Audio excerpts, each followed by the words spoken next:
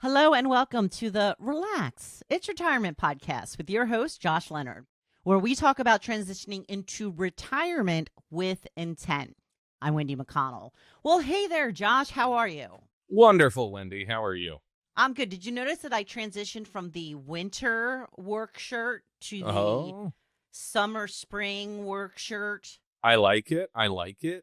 Maybe you need a work-related umbrella hat for spring, you know? Oh, because of all of the, It's rain. Okay. Yeah. No, So they say that April showers bring May flowers. Now, we had the driest April ever, so I think that May is taking the place of April this year. Yeah. It's going to rain and things are going to bloom. I know it's spring because I have seasonal allergies, so there's a time where, like, it's on, we're moving in that direction. Good. Yeah. And it was about a week ago that they started to hit me hard. So that's it. We're moving. But lately it seems like the spring's shorter. We just jump into summer. So, well, that is true. We've had some nice days, but then it slips right back into winter and then jumps ahead again. Yeah, it's craziness, I tell you. I think it's May. I think we're done with the winter. I'm that's my plan. Pool's open here. We opened up the pool, so. Isn't that really early? Yeah, that's super early. But, you know, new house has a pool. Okay. I was worried that there might be issues, so I'm like, I want to get it going earlier. Okay. I've been swimming in the morning, so it's fantastic. Does it have a heater? It does. I swim in Lake Michigan this time of the year, so, you know, it's a lot warmer than that, even if it wasn't heated. But so is this your first pool? It is. It's a whole, I've realized so far lakes are lower maintenance, you know?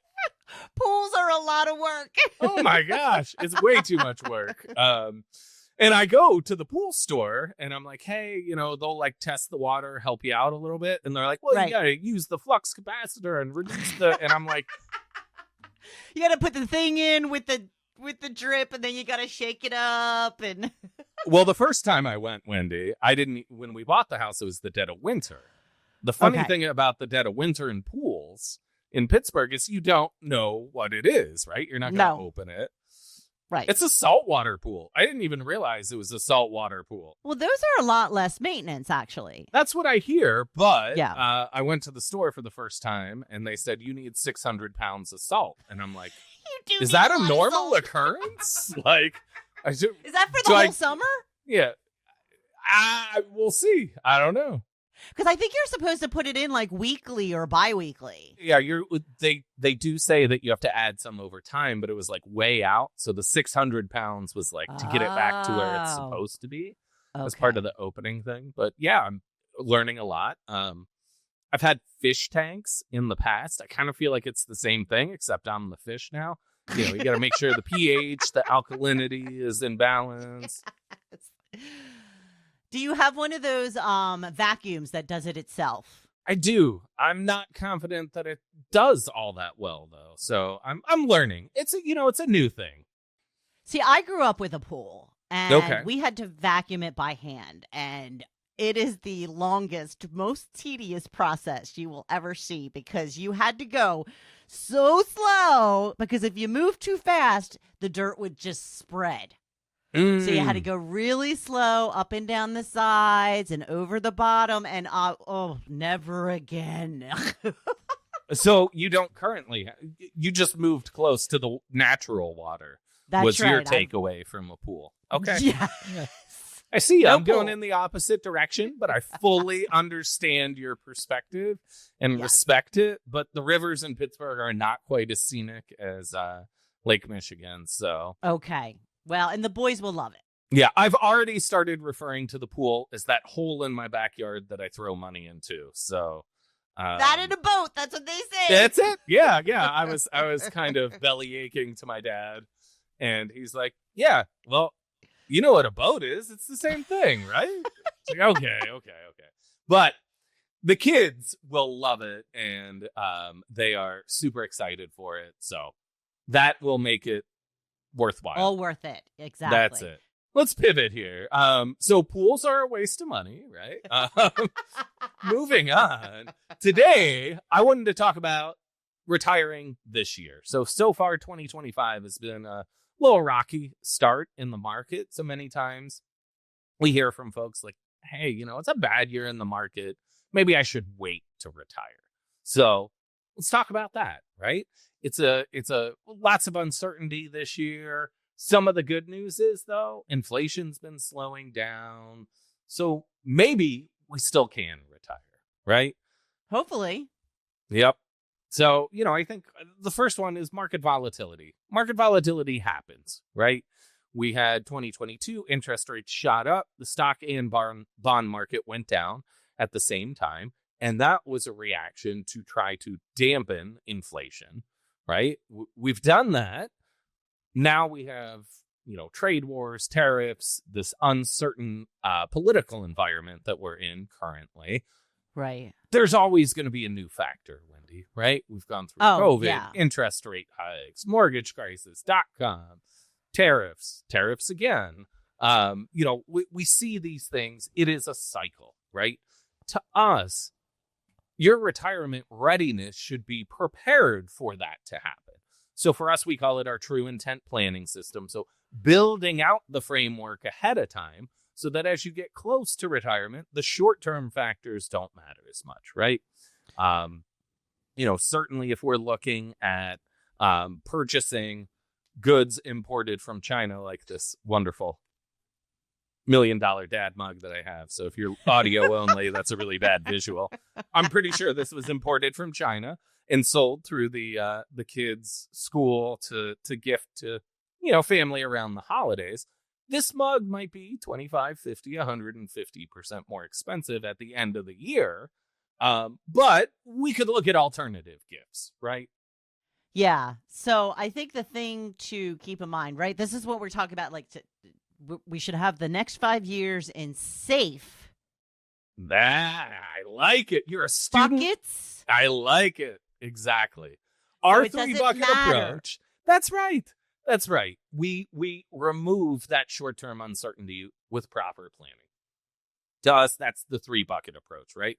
Our cash bucket, that's for if the water heater goes, the roof starts leaking, and the car breaks down, right? We have some money on hand, right? What we don't want to do is be putting that on a credit card where it becomes a debt trap, right? Where we have 18% interest and then, 18 or 20, like 24. It depends.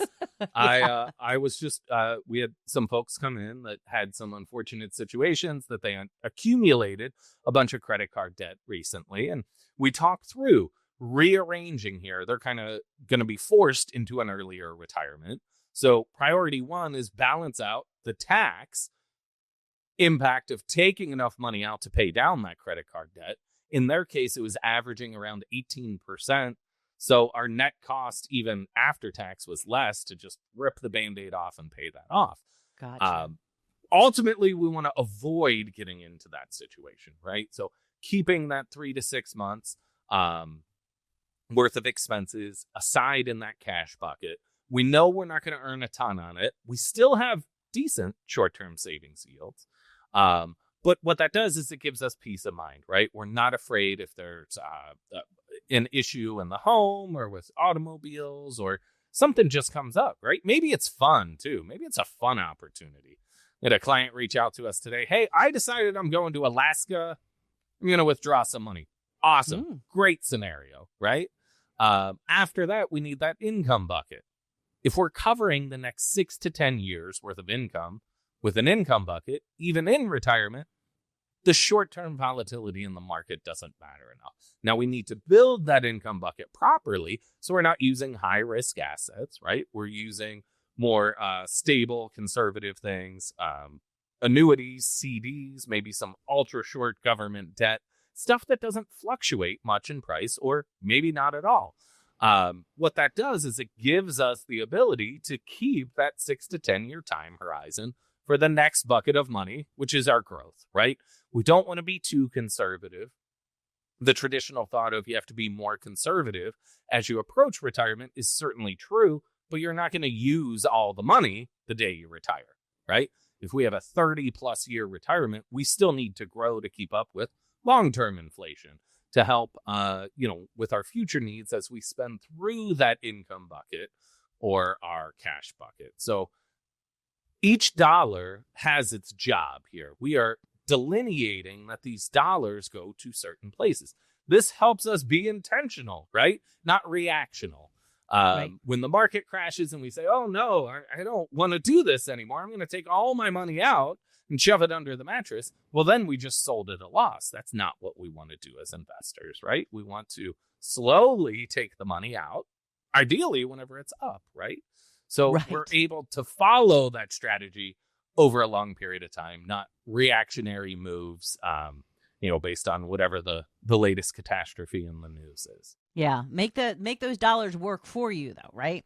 Absolutely. Yeah. We certainly want to maximize how much we can put in that growth bucket. When we look at the three buckets, right, let's save enough to protect ourselves, to have the cash and income bucket, but we want to grow and try to compound that as much as possible.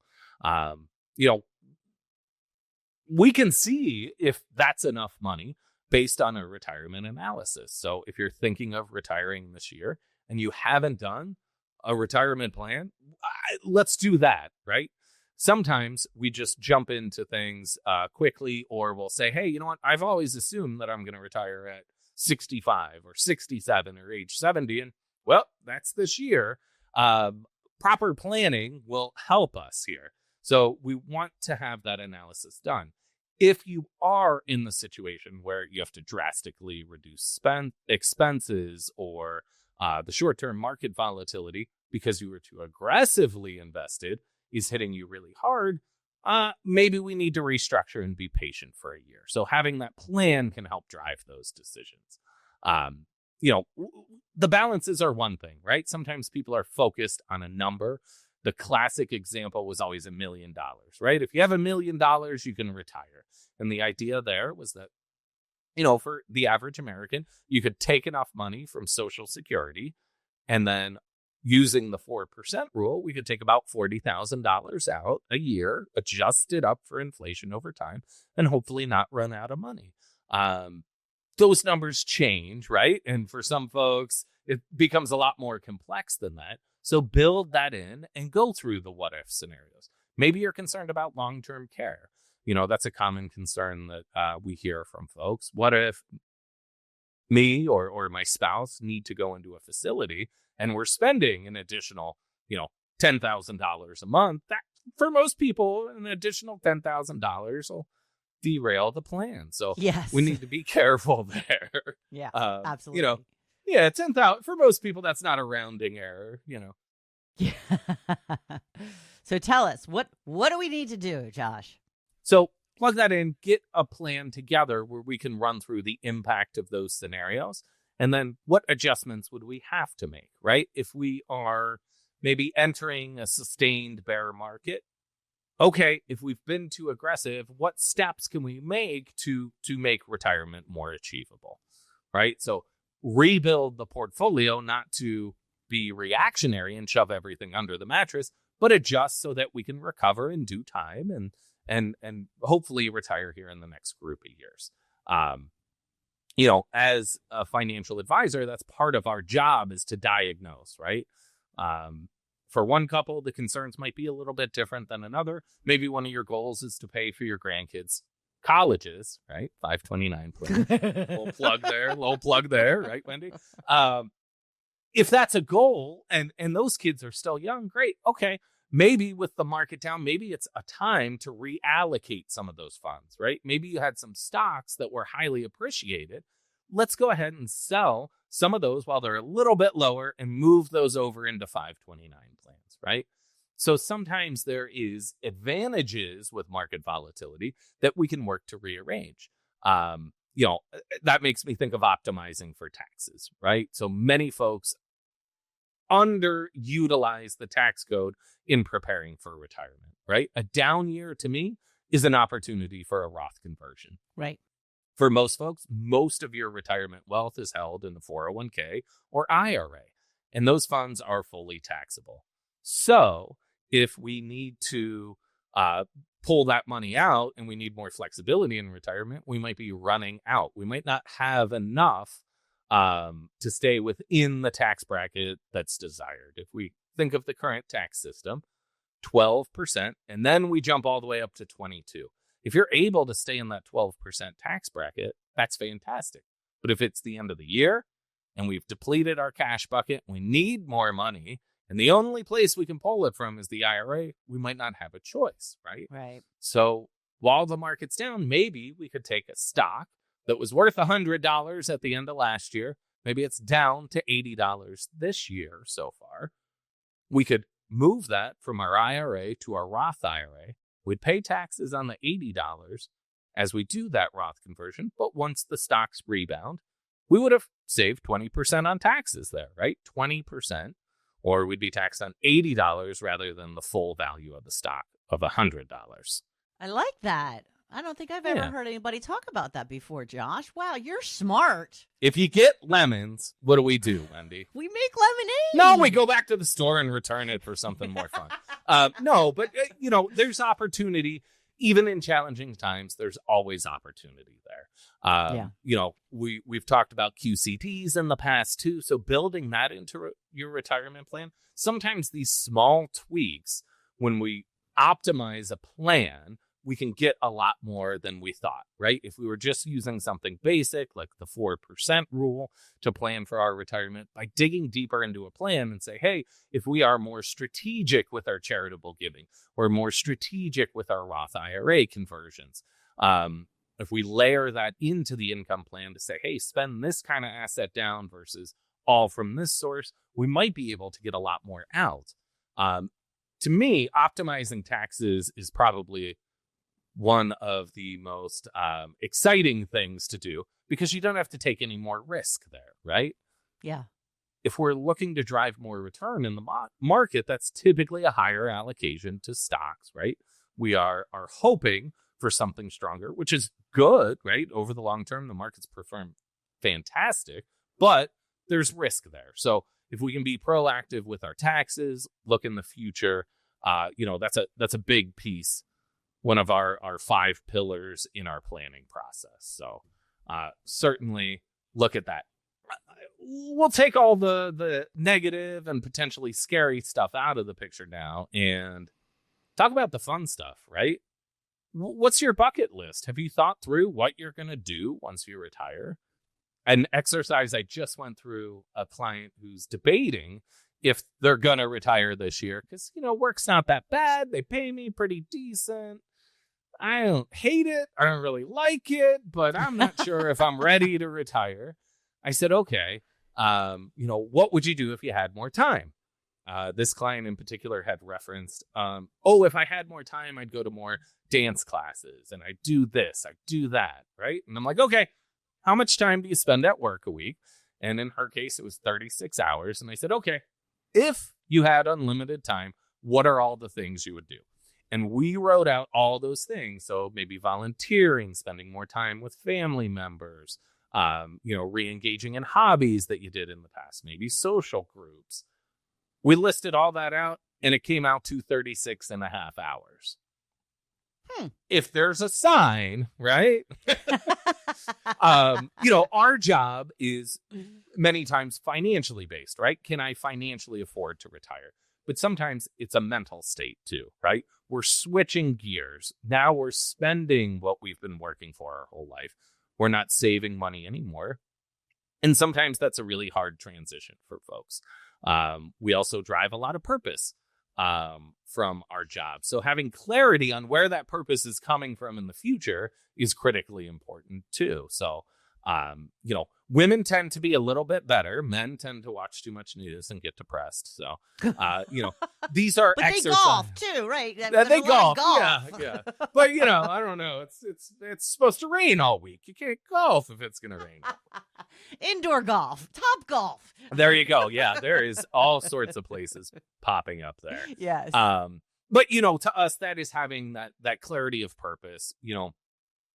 Certainly, I think generationally, the generation that's retiring now seems to be more engaged with grandkids than my grandparents were, right? So they're spending time maybe babysitting, helping bring kids to after-school activities. that is fantastic. And as that generation with young kids, please do that. After you fund college, also help out with the after school activities. But it's like a one-man promotional show here, Josh. It's directed right towards your parents. I'm helping a generation. I think in some ways that's very rewarding. I know my dad enjoys it. I was just talking with Pete earlier today about, it's spring. Kids have baseball games now. What a great event, right? For the family, you go sit outside, watch the kids play baseball, enjoy some time outside. My dad certainly loves that kind of stuff, but that's not the only thing that you should be doing, right? For him, it's a part-time job. He's picked up woodworking again. He's been making birdhouses for the whole family. That was a housewarming gift he gave us. He made a birdhouse to hang out in the yard here. And does it look like your house? It doesn't. No, he did not. It's, working for the state park, he's learned a lot about birds, and there's certain shapes that certain, in the whole size, there's all. So I forget the exact type of bird that he was trying to attract with the birdhouse. But him and Eli, my oldest son, are aligned on that. So, you need to retire to something, not from something, right? We've talked about this quite a bit. Yes. It's finding that next chapter and the purpose there.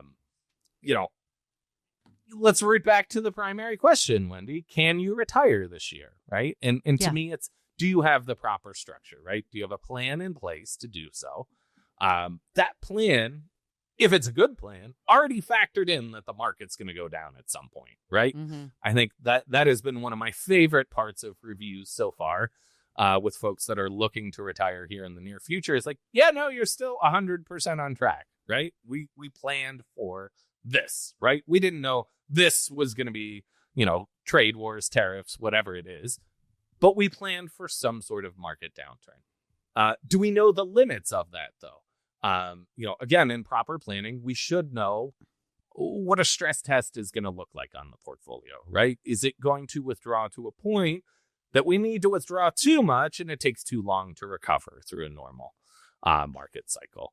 Have we created that bucket list or what we're going to do with our time? And also, have we minimized, our taxes? So, those are, to me, the high level things we need to be prepared for.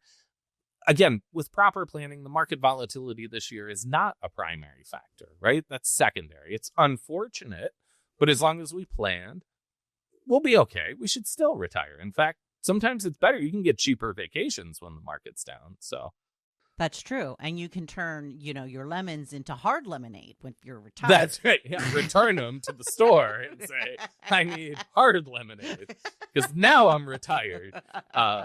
We had some clients visiting Pittsburgh last week. They used to live here. Now they live in Georgia, and they were visiting, and we went out to lunch, and we had some pretty rough storms in this area last week. Lots of power outages. My brother lost power for almost a week. And wow. He just got it back on Sunday. It went out on Tuesday. So, yeah, that's not a good situation.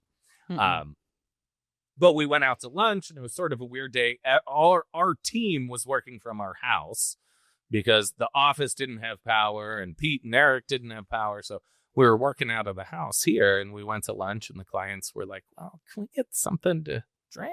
And I was like, you can. I got to work, but, have at it. You're retired. If you want a glass of wine at lunch? Cool. Hey, exactly. Yeah, so return those lemons for hard lemonade. I think for many folks, if you go through the proper planning exercise, it will give you peace of mind, right?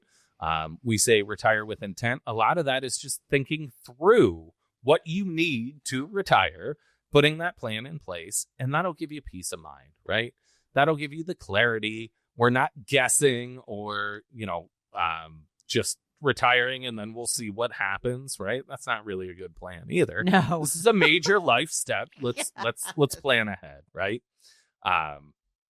So, Wendy, we have a couple resources for listeners today. One, if you want to talk more about your retirement plan, you can schedule a 15-minute call with me or one of the advisors on our team. There'll be a link in the show notes to do so. The purpose of that call is just answer some questions you have and see if we might be able to help you further. Also, For this month's Visual Insights newsletter, we have Ready for the Future. And this newsletter covers 5 key retirement questions to see how knowledgeable you are. So there'll be a link to that in the show notes. And from there, you can sign up to get our future newsletters as well. All right. Well, thank you, Wendy. Thank you, everyone, for listening. If you haven't already, make sure to like, subscribe, and share the episode with friends or family members that might be considering retirement here in the near future. Until next time, remember to retire with intent so you can live your golden years with the happiness and excitement you deserve.